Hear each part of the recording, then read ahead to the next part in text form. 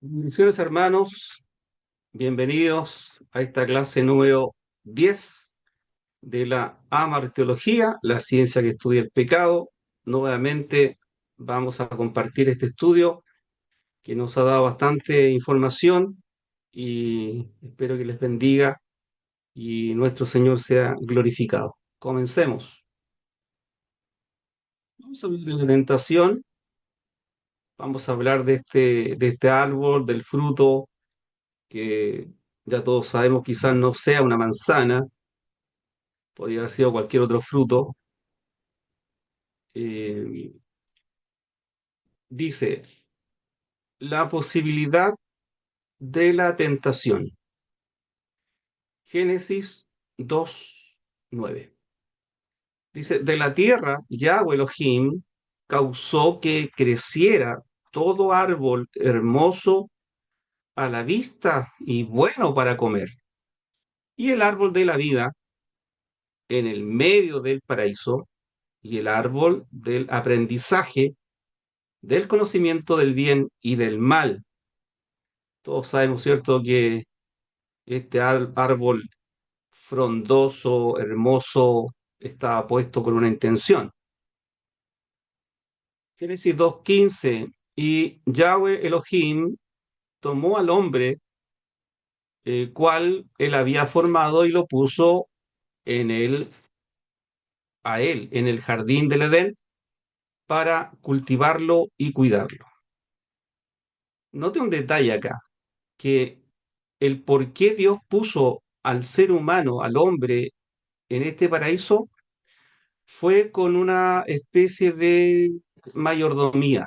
¿Ah? Él es el mayordomo, él es el jardinero, él es el cuidador. Bien, si bien es cierto, él es la corona de la creación, ¿ok? La corona, pero en una calidad de Elohim, por decirlo así, de un juez, de alguien que dicta normas, incluso le pone nombre a los animales. Pero insisto que es una condición de mayordomo.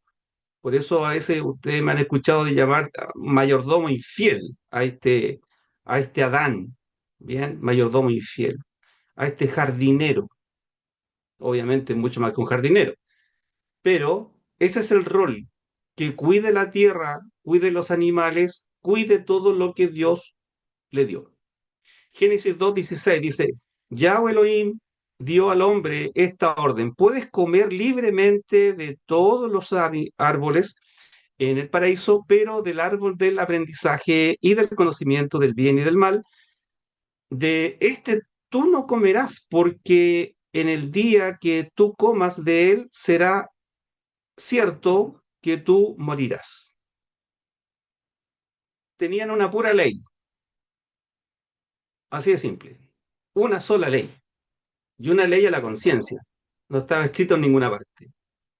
De este árbol no comerás. En ese tiempo, como lo hemos dicho varias veces, el ser humano, el hombre, Adán y Eva, eran personas que comían vegetales de todo árbol, de toda hierba, ¿no? Eran vegetarianos, si se quisiera decir. El tema de comer ya peces y animales viene posterior. Ya se timbra el concepto que están libres para comer animales, eh, ya después de Noé, pero Adán y Eva comían frutas, verduras, no comían animales. Bien.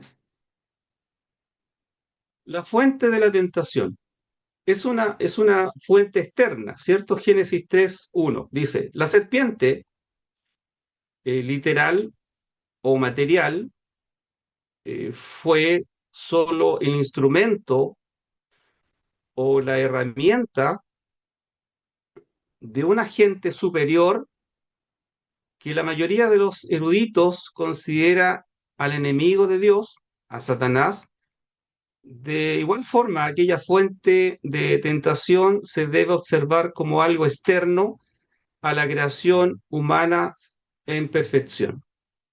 Ahora, independiente de todas las posiciones teológicas, independiente de todas las formas de observar el versículo, metafórico, literal, independiente de esa posición, bien, todos coinciden que el- la fuente es externa. Ese es ese es el piso. La fuente es externa. No nace la maldad de Adán. No hay ningún versículo que se diga se halló maldad en ti. No, eso no aparece. O se halló maldad en Eva. No, eso no aparece. Siempre la situación de Adán y Eva es externo. Bien, y se culpabiliza obviamente por la escritura hacia Lucifer caído o ya de plano Satanás, que significa etimológicamente así como adversario, ¿no? Algo así. Cristo, en respuesta a los escribas y fariseos, refiriéndose a Satanás, dice, Juan 8:44, ustedes pertenecen a su padre, a Satanás. Ja Satán, dice, ¿no? Ja Satán, a el Satán o a el adversario. Y quieren llevar a cabo los deseos de su padre. Él ha sido asesino desde el principio y nunca ha estado de parte de la verdad, porque no hay verdad en él. Cuando él dice mentiras, él habla con carácter porque es mentiroso en verdad. Es el inventor de la mentira.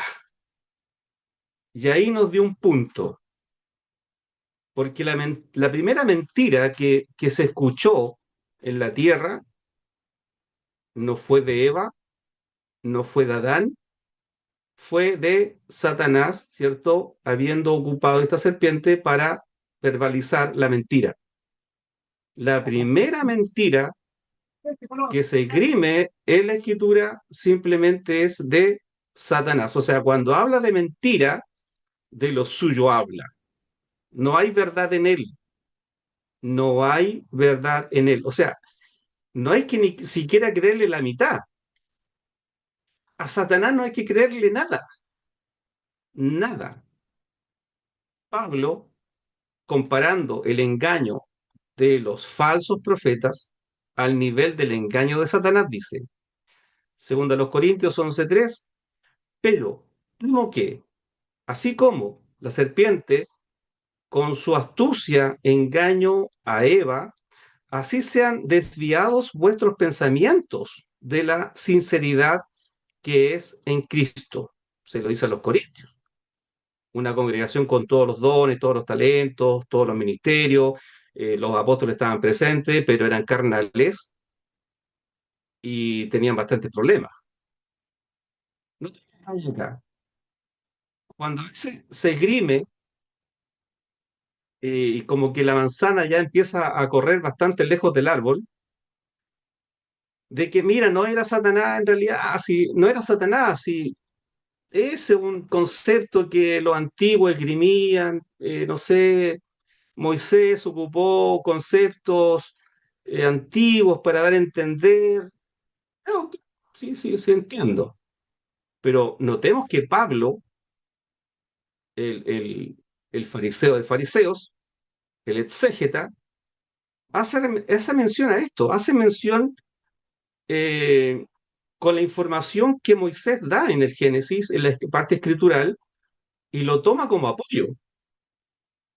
Si Pablo tuviera, de hecho lo tuvo, pero en este caso puntual, si él tuviera un conocimiento superlativo, mucho más amplio, mucho más sublimado, no centraría su verbalización en apoyarse, en tomarse de la escritura de Moisés.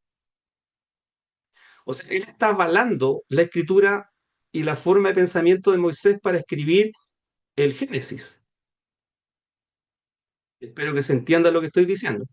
¿Por qué? Porque dice, pero tengo que, así como la serpiente con su astucia engaña a Eva, ah, Pablo no está avalando, Pablo está diciendo que fue una serpiente y con astucia engañó a Eva, así se han desviado vuestros pensamientos de la sinceridad que es en Cristo. O sea, Pablo está avalando la escritura, porque es información que tenemos nosotros. Entonces, si, ¿por qué nosotros no usar esta información que fue una serpiente, que fue un fruto, que fue un árbol? ¿Por qué no hacerlo si Pablo mismo está avalando el escrito? Bien. Entonces, la serpiente es el instrumento externo de la tentación adversaria, ofreciendo a la mujer un destino mejor del que Yahweh había establecido. Bien, por ende, deja bastante mal parado a Satanás y a la serpiente, no como los luciferinos que dejan supuestamente muy bien parado a Satanás porque él nos está librando de este dios ególatra que lo único que le interesa es que lo adoren. Bien, dice, como el tentador no pudo asumir la forma humana, habiendo en el mundo solo dos seres humanos, Adán y Eva, la posesión de una criatura inferior tenía que ser empleada. El dragón serpiente parecía el más apto para el vil propósito. Y al diablo le fue permitido por Yahweh, quien permitió la prueba, sacar sonidos articulados y claros de la boca del animal. Es curioso porque no hay en el relato del Génesis que esta mujer se impresione, como que le diga a la serpiente, ¿y a ti qué te pasó? ¿Qué estás hablando? ¿Y por qué estoy hablando? No, simplemente no hay ningún relato que diga que esta mujer le llama la atención. Seguramente sí, pero también quizá a lo mejor tal vez quedó tan estupefacta, patidifusa, que no codificó, no entendió y siguió con la conversación. Pero cosa rara encontrar en el Edén a alguien que hablara a no ser que fuera Adán y Eva. Ahora, la sutileza de la tentación. Génesis 3 del 2 al 5. La mujer respondió a la serpiente, podemos comer del fruto de los árboles del paraíso, pero acerca del fruto del árbol en el medio del paraíso, Elohim dijo, no comerán de él ni lo tocarán o morirán.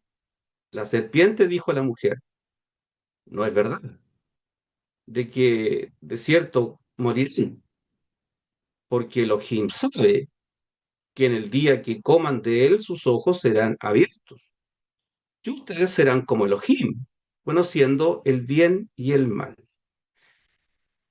O sea, fue astuto, incluso trastocó un poco la conciencia de Eva, porque nunca en su vida había escuchado una mentira. Incluso Eva trastoca el texto y le pone ahí, ni lo tocarán. En ninguna parte del mensaje era no tocarlo. De hecho, lo tocó, de hecho sacó el fruto y aún no había pasado nada. No se había trastocado nada. Hasta el momento del comer. Incluso más, no hay ningún relato bíblico que diga que comiendo Eva se trastocó todo y quedó una hecatombe cósmica. No, no sucedió eso. El relato no lo dice. Pero ¿cuándo lo dice? Cuando come Adán, que era el responsable del mandato directo. Bien. Entonces, acá hay un tema que Satanás es astuto como una serpiente. Parece que fue muy bien logrado el animal para poder seducirla. Bien, de lo suyo habla. Él es mentiroso. No hay que creerle, pero ni la mitad de la mitad, ni de las tres cuartas partes, porque es tan astuto que incluso fue capaz de eh, sacar de la habitación de santidad a una cantidad importante de ángeles. O sea, si tuvo esa capacidad, nosotros como simples mortales nos va a pasar por encima. Si no fuera por el Espíritu Santo, nosotros estamos a sus anchas.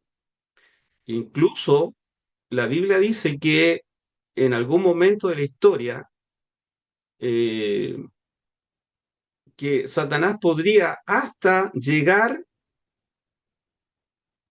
no, no a confundir a los salvos ni hacerlos caer, pero sí como que cerquita de eso, ¿bien? Cerquita de eso. Eso sale, ¿cierto?, en los relatos que tienen que ver con el Apocalipsis y cosas así. Pero el punto está en que Satanás es astuto, no duerme ni, ni nada, porque simplemente está detrás de cómo hacer caer a la humanidad. La sutileza de la tentación. Sutil. El objetivo del ataque engañoso con que Elohim ha dicho, debido al conocimiento que tenía de la fragilidad de ella, por haber estado solo un corto tiempo en el mundo y por su limitada experiencia con animales y sobre todo estando ella sola, aunque el versículo 6 dice estar presente Adán, estaría mirando, no sé, la cordillera, pero estaba sola, por decirlo, no protegida, bien, por la presencia y los consejos de su esposo, aunque sin pecado y santa, era ella gente libre, propensa a ser tentada y seducida. En base a la interrogante que pulsó en la mente inocente de Eva, produjo desde un punto externo no responsable la duda en cuanto al carácter de Elohim. Bien, o sea, simplemente inyectó en ella una duda y esa duda conllevó a todo lo demás. Increíble cómo trabaja el enemigo. Uno, dos y tres. Uno, la duda con respecto a la bondad de Elohim. O sea, él hizo que esta mujer dudara de Dios. Dice, en otras palabras, lo siguiente: Dios te está negando algunas bendiciones. Suena bien. Dios te está negando algunas bendiciones. Dos, duda con respecto a la justicia de Elohim. Dice, no moriréis. O sea, está tratando a Dios de mentiroso y de egoísta. En otras palabras, insinúa que Dios quiere eh, significar una cosa distinta de lo que dice. Por tanto, es injusto y mentiroso. O sea, dos puntos malos. Es injusto y mentiroso. Esa es la duda que pone. Tres, duda de su santidad. Dios te ha prohibido comer del árbol porque te tiene envidia. No quiere que llegues a ser tan sabia como Él, de manera que te mantiene en la ignorancia. Te ha prohibido comer del árbol, no para evitar que mueras, sino para impedir que seas como Él. Así de simple. ¿Qué manera? Lo trató de injusto y de mentiroso en dos o tres frases. Y eso causó dudas a Eva. Malo, feo y fome. ¿Qué pasó con esto? El pecado. Bien. ¿Qué es pecado? Transgredir una norma, transgredir una ley. Pecado. Génesis 3:6. Así vio la mujer que el árbol era bueno para comer y que era agradable a los ojos. y que era el árbol deseado para alcanzar conocimiento, y tomó de su fruto y comió, y dio también a su marido que estaba con ella, y él comió. ¿Por qué comió Adán? No se sabe. Para ser causa común, no se sabe. Porque viendo que a Eva no le pasó nada, él pensó que la cosa andaba bien, no se sabe. Pero lo que sí se sabe que comió. Vio que el árbol era bueno, era atractivo, ¿no? Hay una atracción, que era agradable a sus sentidos. Hubo una seducción, que era deseado a su intelecto, concepción, ¿no? Concibió algo en su mente. Dijo, tiene razón, tiene lógica, veamos. Y decidió comer, es decir, dio a luz el pecado. ¿Por qué lo hicieron? Aparte de la tentación, tan fuerte fue la seducción que cayeron. Yo creo que ellos no pensaron que iba a ser tan tremendo lo que iba a suceder. Creo, estoy especulando, una especulación coherente, que no iba a ser para tanto, pero fue, quedó en la hecatombe. Santiago 1, 14, 15. En cambio, cada uno es tentado cuando es arrastrado y es incitado por la carnada de sus propios deseos y atrapado. Entonces, habiendo concebido el deseo, pare al pecado. Y cuando el pecado está completamente crecido, pare la muerte.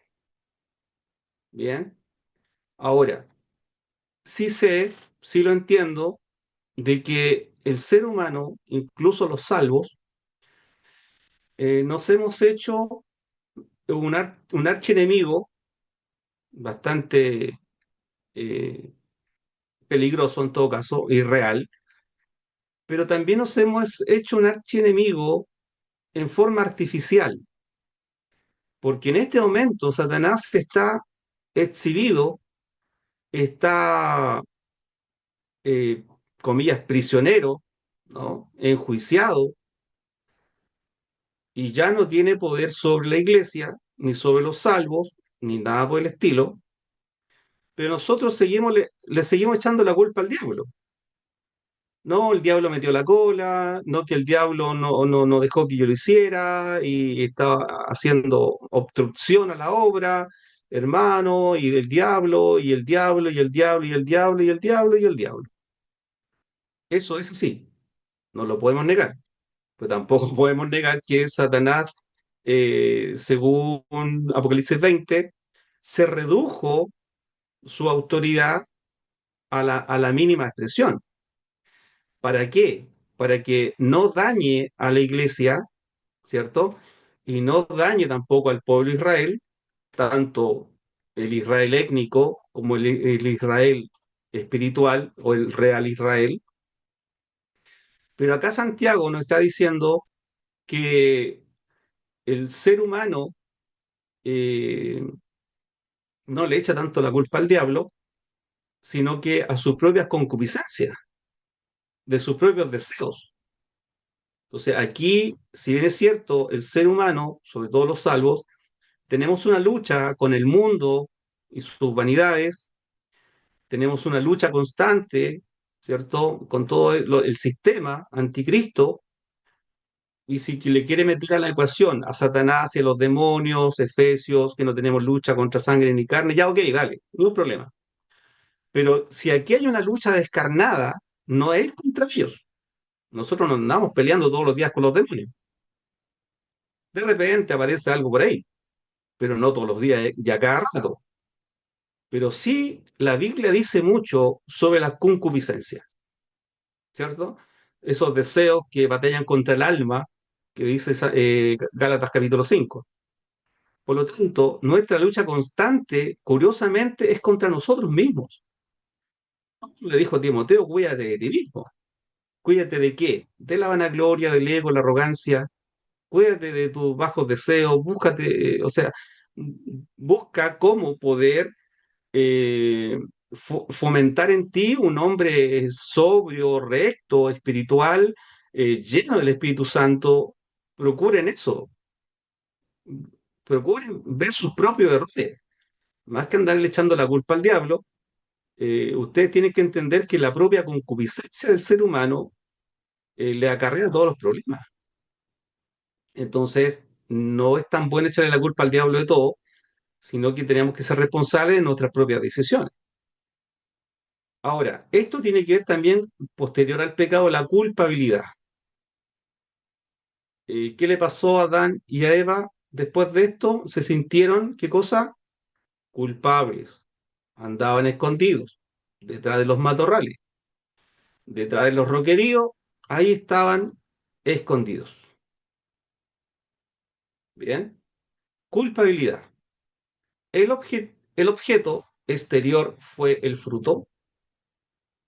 Pulsa una revolución o una, sí, revolución interior.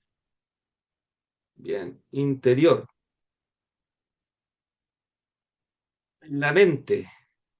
Luego, el aumento del deseo apasionado, terminando en la ruina de culpabilidad. Y eso pasa, y pasa hasta ahora. A nosotros los salvos nos duele pecar. Nosotros los salvos nos andamos robando un banco. Simplemente puras tonteras nomás. Cosas chicas. Pero hasta por esas cosas chicas, cuando el Espíritu Santo nos hace consciente que fue un error, nos duele ofender a nuestro Señor.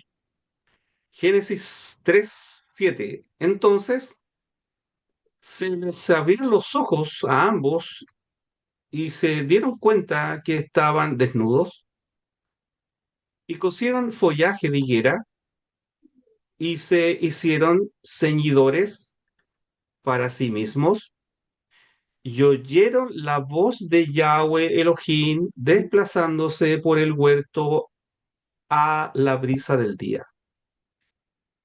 Y se escondió el hombre y su mujer de la presencia de Yahweh Elohim entre los árboles del huerto. Yo no me quisiera ni imaginar ese cuadro. Aterrorizados, escondidos, porque ahora ellos se ven desnudos. Estando anteriormente desnudos, se sentían cubiertos. Ahora que están cubiertos de ramas, se sienten totalmente desnudos porque entienden que hicieron algo malo, su conciencia ya los cauteriza, ven todo diferente, ya no están en la condición de santidad de la cual Dios los proveyó, sino que ahora están escondidos porque están asustados, están como niños asustados de haber hecho algo desastroso. Saben que algo sucedió, no saben qué pasó, no saben qué sucedió, lo único que saben es que comieron del árbol que no debían comer.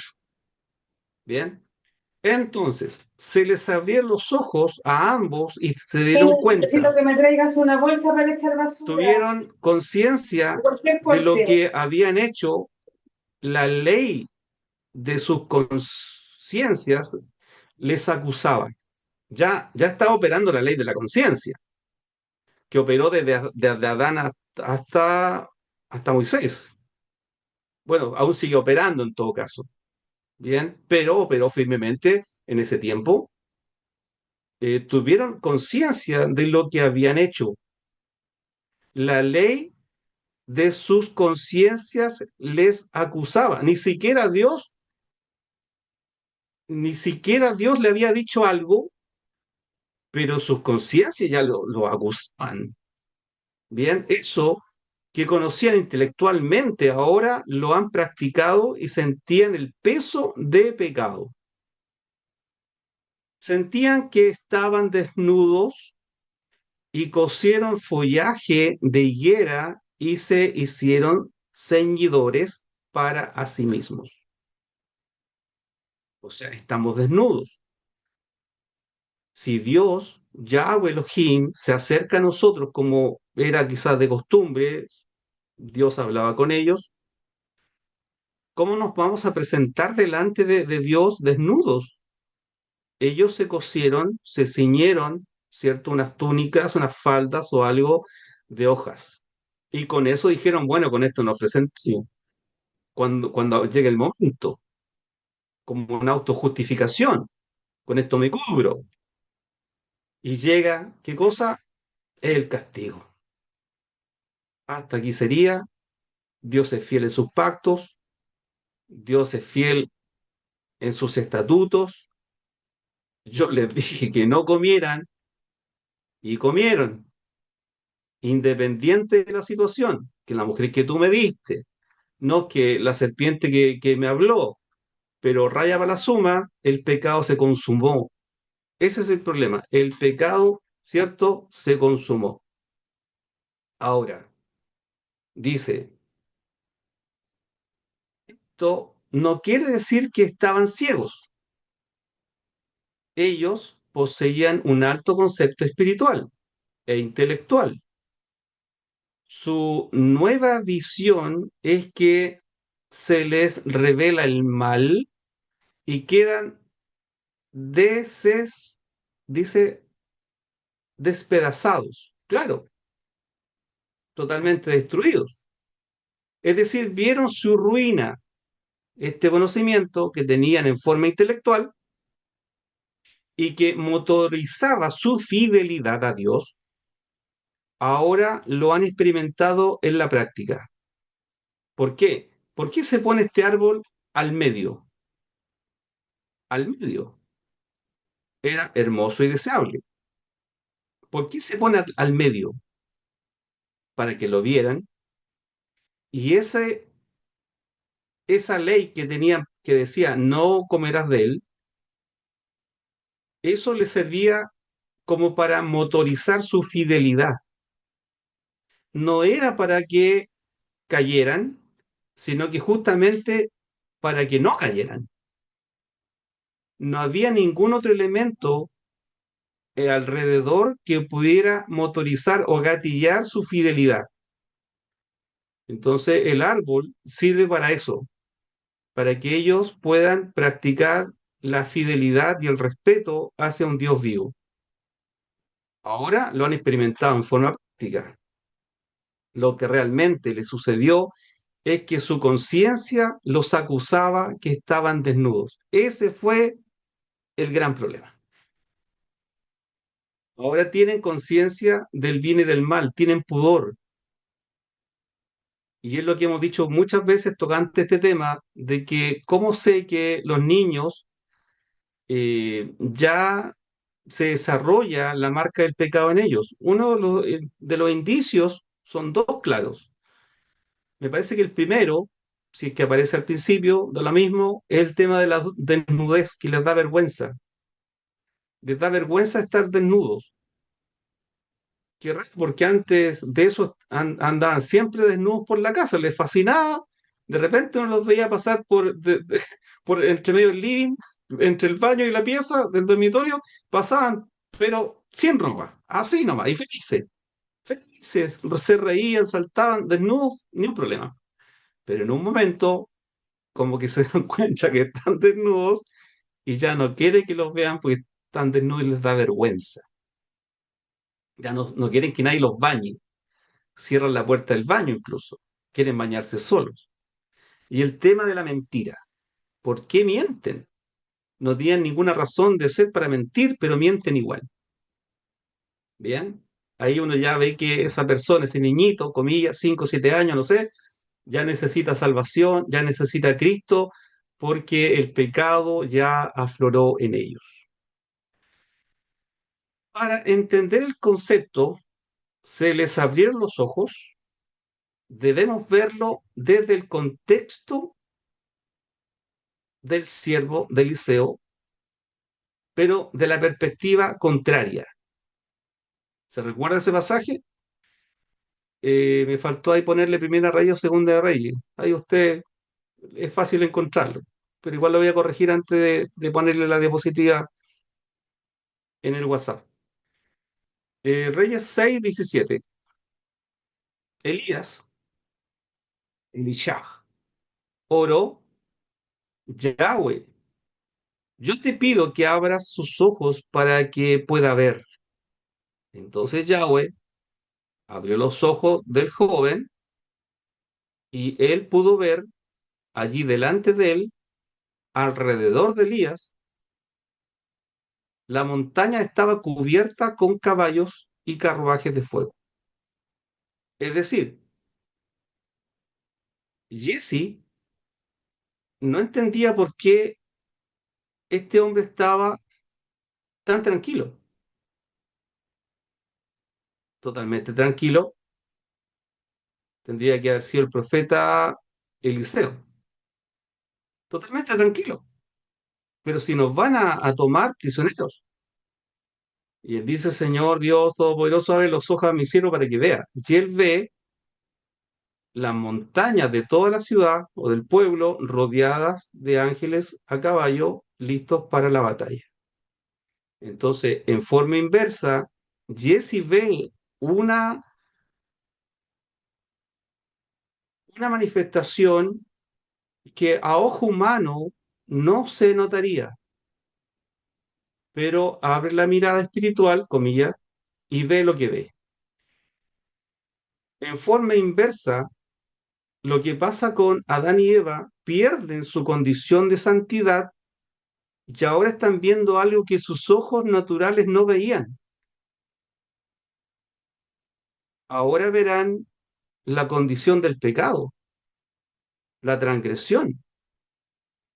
Ahora verán lo que el, el, el pecado va a poder capitalizar. Ahora van a ver cómo el pecado complica la parte física. Ahora verán cómo la tierra no les va a producir. Ahora van a producir espinos y cardos. Ahora van a ver cómo un hijo mata al otro. Ahora van a ver la sangre en tierra. O sea, todo esto es horrible lo que está pasando a Adán y Eva. Entonces tendríamos que la culpa, ¿cierto? Tiene en este caso dos proyecciones, o dos caminos, o dos vías, que sería la vergüenza, por eso se cubren, ¿bien? Y tiene la pérdida de comunión, se esconden, a lo que uno le llamaría la santidad, ¿no? Ese es el punto. La culpa genera esas dos vías, vergüenza y pérdida de comunión. La vergüenza, la cobertura y la pérdida de la comunión, que se esconden, sienten miedo, sienten temor. Y eso pasa después por tiempo, porque incluso cuando Cristo se acerca a sus discípulos, siempre lo primero que le dice: paz a vosotros, o no temáis, paz, no teman, porque la santidad produce también temor. La santidad produce temor, ese temor reverente. O sea, si alguno de nosotros escucha la voz audible de Yahweh, o sea, uno no se quedaría parado escuchando, no, uno terminaría en el suelo con la cabeza debajo de la cama, porque, o sea, no. Y si le aparece un ángel, como le pasó a María, cuando le comunicó esto de la concepción, o sea, uno cae a tierra, así es simple, y siempre pasó, cuando se le aparecía un ángel a alguien o una voz, caía a tierra, porque la santidad te hace sentir temor, y eso pasa incluso en las oraciones, pasa en la alabanza, hay un temor, pero un temor reverencial, no, no es ese terror, sino que es un temor reverencial. ese temor reverencial ante la santidad hace que nosotros inclinemos nuestras cabezas, hace que cerremos nuestros ojos, hace que alcemos nuestras manos. Bien, la orden divina producía una ley en las conciencias de nuestros representantes edénicos. Sin esa orden, a sus instintos no existían ningún afán de desobediencia. Nada, no se le pasaba ni por la cabeza. Al contrario, era grato estar con Dios, escucharlo, cómo se paseaba, y seguramente se comunicaba y le decía al hombre, ponle tú nombre a los animales. El árbitro, en sus conciencias, aprieta el gatillo y dispara a sus sentidos de que han quebrantado la orden de obediencia de no comer del árbol. Es base a ese suceso interior o interno en que les son abiertos sus ojos, no porque eran ciegos, sienten vergüenza. Su inocencia santa es opacada por quebrantar la orden. Totalmente despojados, totalmente desprovistos, han cometido un pecado de rebelión, un pecado de pecha, totalmente destituidos fuera, pero en su misericordia, si bien es cierto, el pecado aleja al hombre de Dios, pero no aleja a Dios del hombre y se sigue comunicando con él. De hecho, se comunica con Adán y se comunica con Eva y se comunica con Satanás. No pierde, comillas, esa conexión. La conexión que se pierde es que ya no puede devolverse a la santidad que tenía. No tiene nada que hacer, no puede hacer nada por su salvación. Nada, nada, no puede, está imposibilitado, está totalmente desprovisto, está totalmente alejado, está depravado, totalmente depravado, pero no puede hacer nada por su salvación. No puede volver a ese origen y por eso se arma un plan de salvación para él. Castigo.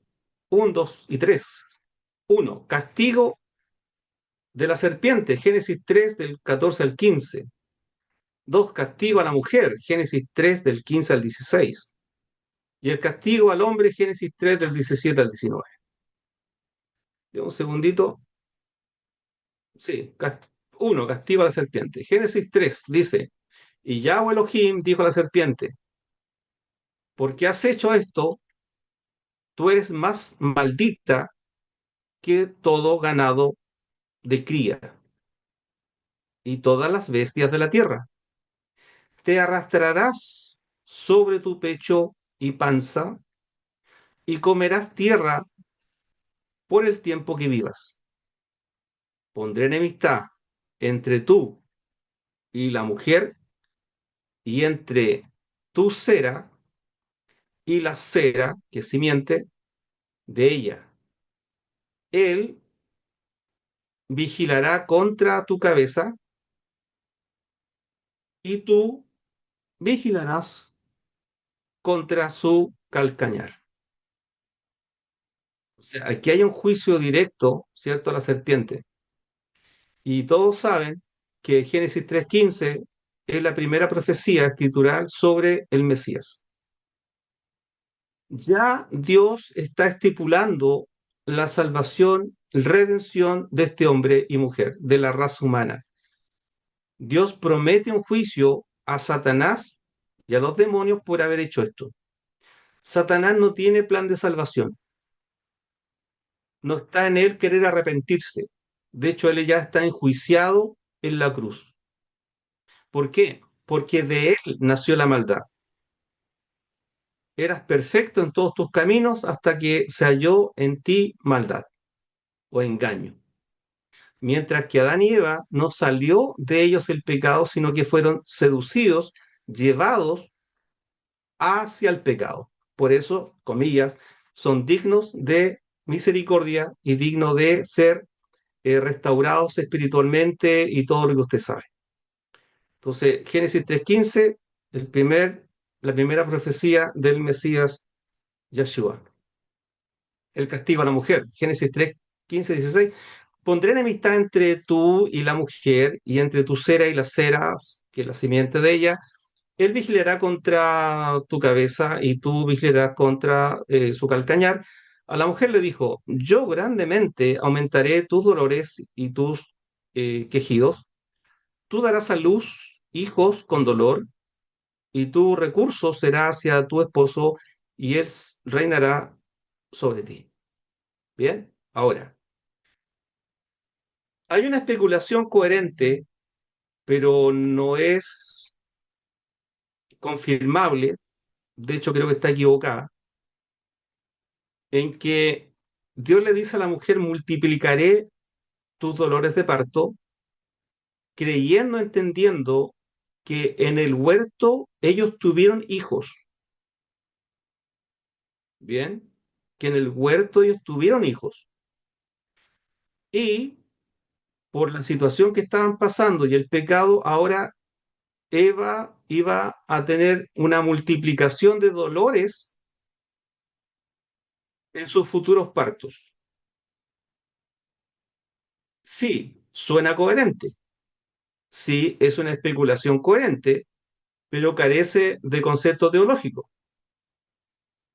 Bien, porque tendríamos que darnos una vuelta muy larga para ver cómo hacemos para que los hijos de Adán y Eva, que nacieron supuestamente en el Edén, pudieran ser salvos.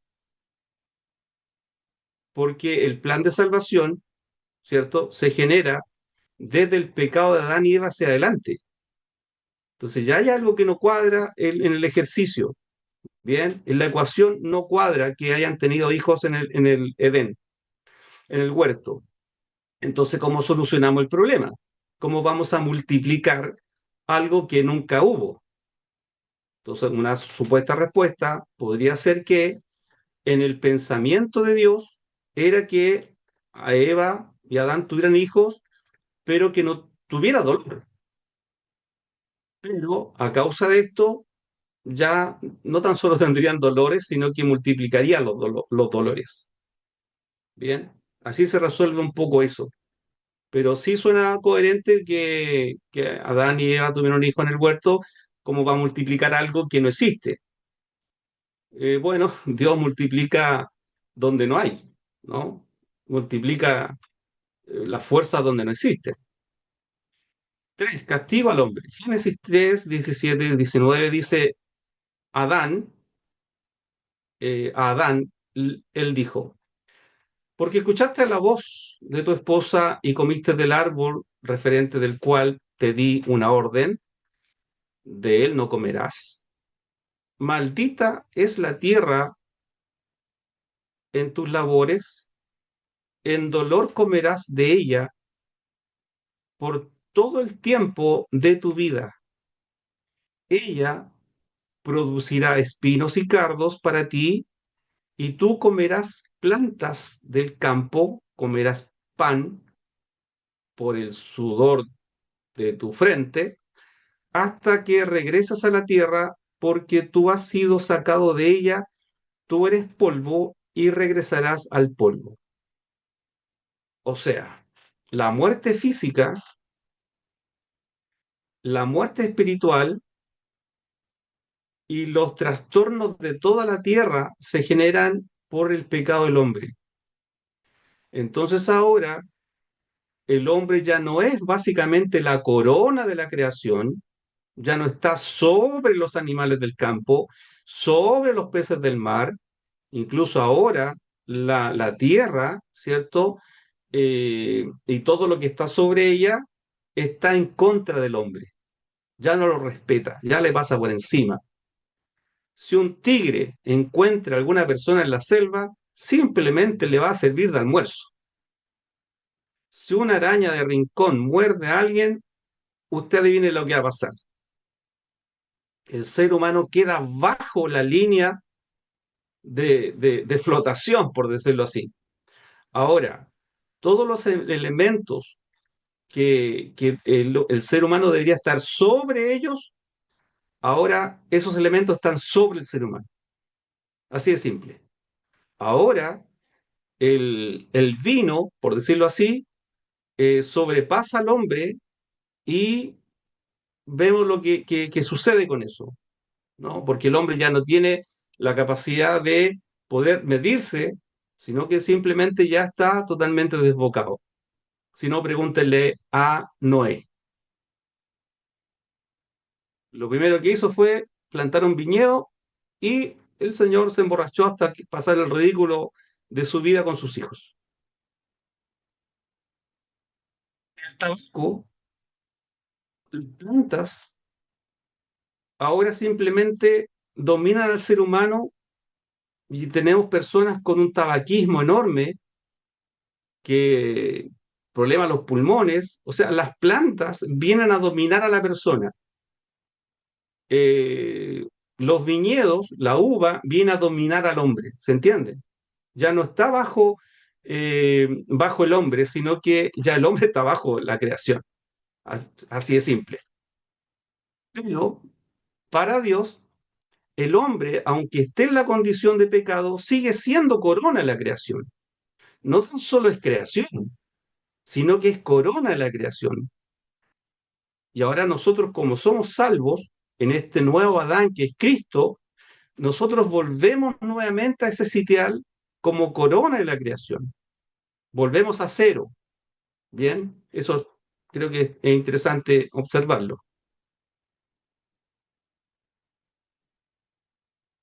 La redención, la redención de Adán y Eva, en relación a lo prometido, ¿cierto? Génesis 3:15, ya lo dijimos, que hay una promesa del Mesías Yahshua para nosotros porque Él vendría a recuperar lo que se había perdido. Siempre existirá esa lucha constante entre ambas simientes. Cristo es representación de la simiente humana, será quien ejecute el último acto de destrucción para obtener la victoria sobre esa enemistad. En la muerte de Cristo se cumple la herida del calcañar, o sea, la serpiente dañando a la humanidad. Así de simple, dañando a la humanidad. B. La redención simbolizada en Génesis 3:21. Dice, Yahweh Elohim hizo vestiduras de pieles para Adán y su esposa y los vistió. O sea, sacando las hojitas porque eso no les sirve para estar en mi presencia. ¿Qué hace Dios? Yahweh redime al hombre con un sacrificio, ¿cierto? De uno, dos o tres animales, no sé cuántos serían para poderlos cubrir a los dos, para que se presenten delante de él, no por su propia justicia o justificados de alguna manera, sino que el ser humano se tiene que presentar delante de Dios con la justicia que él provee. En aquel acto que Dios hace de cubrir con piel de animal a nuestros representantes federales, es que obviamente hubo un sacrificio de un animal inocente en el cual ya vemos prefigurada o prefigurado la redención a través del derramamiento de sangre de un cordero inocente. ¿Qué animal fue? No se sabe, pero por lo menos podríamos esgrimir que en el listado más cercano sería un cordero o un carnero. Bien, ahora se lo he dicho muchísimas veces, se lo voy a decir una vez más, que a mí me parece sorprendente, extraordinariamente simbólico que la primera sangre en tierra no fue la de Abel, No, la primera sangre que cae en tierra fue la de un animal sustituto. Eso a mí me parte la cabeza. Nunca he dejado de observar eso y se los voy a decir la vez que pueda. La primera sangre derramada en tierra fue de un animal sustituto para redimir al hombre de su pecado. La naturaleza del pecado, dice, la enseñanza en el antiguo pacto sería en la moral, en la fraternidad, en la santidad, en la verdad y en la sabiduría. Veamos. Sería en la esfera moral. Usted ya, usted ya sabe que hemos visto el tema de errar al blanco, ¿cierto? De la martilla. Uno, errar al blanco. Como un arquero errático que arroja la flecha, pero hierra, no acierta. Queriendo acertar, pero no puede. Como el viajero que se ha desviado de la senda o carretera, ha sido hallado falto cuando ha sido pesado en la balanza de Dios. Bien, el ser humano está imposibilitado de acertar, no puede, ni que a veces no quiera, sino que no puede. ¿Por qué? Por su condición de pecado. Pero ahora los salvos, como estamos en una condición de santidad, imperfectos, lo que quiera, torpes, faltos, necios, lo que quiera, pero salvos y santos. Y en esta condición nosotros sí ahora podemos acertar al blanco, sí podemos a obedecer a Dios. Y para eso tenemos el Espíritu Santo como un paracletos, como un ayudador, y tenemos a Cristo como nuestro eterno intercesor. ¿Bien? Para acertar, para hacer las cosas bien. Dos, torcedura o perversidad, contraria a la justicia. Tres, el mal, ¿cierto? Violencia o rompimiento. Esas son las cosas que corrompen el pecado en la parte de la moralidad. Alguien le llamaría ética. La ética es como un sinónimo, pero actúan en forma paralela. En este caso, la moral revisa la ética. ¿Qué es ese concepto? Porque en algún momento podríamos ver ética y nos vamos a encontrar con ese concepto, que la moral de la persona revisa, ¿cierto? La ética. Bien. En la esfera de la conducta fraternal. Para los pecados, en esta esfera, el vocablo empleado significa violencia o conducta perjudicial. Eso lo podemos ver en esos versículos, Génesis 6:11, Ezequiel 7:23, Proverbios 16:29. Arrojando a un lado la influencia directa de la ley, el hombre maltrata y oprime a sus semejantes. Así de simple. El pecado afectó la parte fraternal. Ahora, todas las personas son nuestros enemigos y tenemos que cuidarnos de ellos. Es difícil hacernos de amigos o volver a confiar o volver a creer, porque el pecado trastocó, ¿cierto?, la conducta fraternal entre los seres humanos. Y eso pasó automáticamente en un segundo y medio de haber pecado Adán y Eva, cuando Adán, comillas, le echa la culpa, comillas, a Eva diciéndole la mujer que tú me diste. O sea, habiendo trastocado la relación con Dios, automáticamente se trastocó la relación con sus pares. En la esfera de la santidad. En esta esfera dan a entender que el ofensor ha estado en relaciones con Dios. La nación israelita toda era una nación constituida de sacerdotes, considerándose a cada uno en comunión con Dios y en contexto con su tabernáculo santo. Por lo tanto, todo israelita era santo, es decir, separado para Dios. Y todas las actividades de la esfera de su vida estaban reguladas por la ley de la santidad. Aquello excluido de la ley era profano, lo opuesto de santo. Y el que participó de ello se convirtió en inmundo o contaminado, es decir, profano, irreligioso, transgresor, criminal. Note usted, hermano, que Dios llamó al pueblo hebreo a santidad. Era su pueblo separado, era su pueblo apartado. Y de hecho se lo dio a entender cuando entraban a la tierra, les dijo, no se metan con los cananeos, con los filisteos, con los amorreos, con nadie. No se mezclen con ellos. Por último, que ellos se conviertan a ustedes, pero ustedes no a ellos. Y terminó al revés. Ellos terminaron convirtiéndose a sus dioses, eh, con sus mujeres, hicieron actos políticos, religiosos, sincretistas. O sea, simplemente la santidad del pueblo quedó en cero.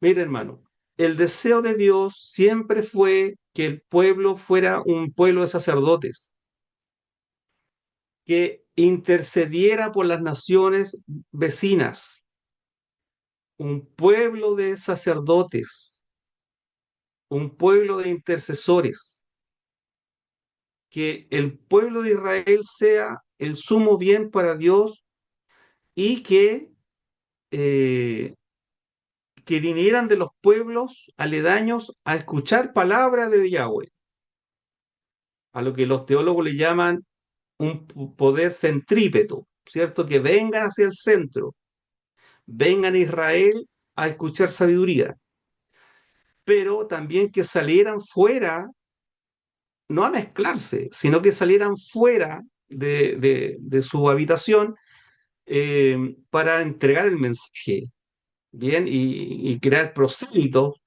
que se sumaran a la fe hebrea y poder vivir una vida como corresponde, diría alguien, ¿no?